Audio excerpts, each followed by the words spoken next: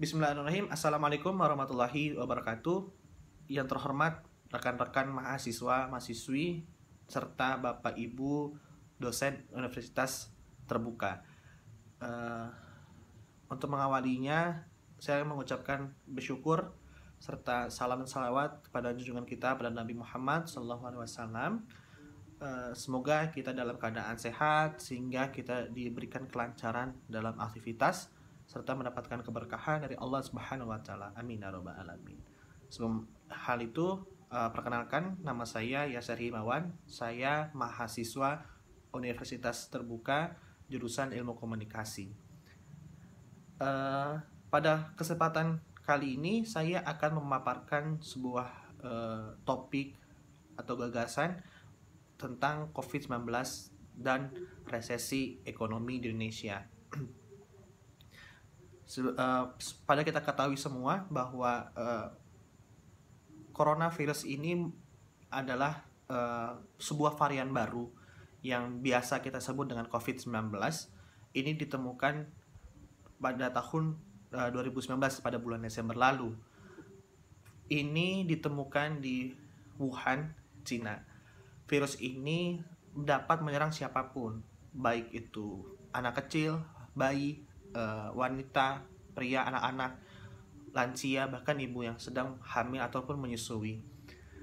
Virus corona ini menular begitu cepat hingga menyebar ke beberapa daerah di wilayah lain Cina, dan begitu pun juga di seluruh muka bumi ini gitu, termasuk di Indonesia. Hal ini membuat beberapa negara menerapkan lockdown akibat dari pandemi COVID-19. Nah, akibat dari pandemi COVID-19 menyebabkan juga kelumpuhan ekonomi bagi seluruh elemen masyarakat di Indonesia, serta berbagai sektor bisnis di Indonesia. Hingga pada tahun 2020 Indonesia mengalami resesi.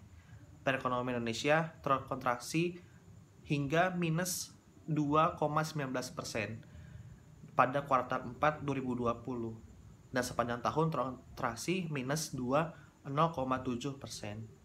Nah, arti kata resesi bisa dimaknai sebagai pelambatan atau kontraksi besar dalam kegiatan ekonomi, dan juga bisa dimaknai sebagai penurunan aktivitas ekonomi yang signifikan.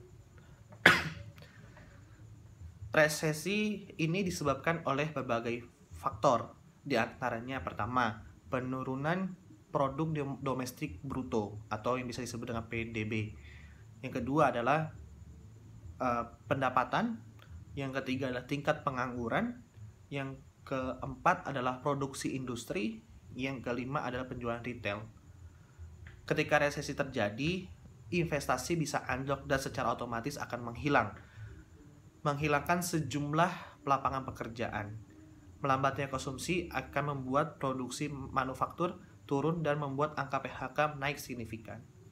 Kondisi ini akan membuat angka pengangguran dan kemiskinan meningkat.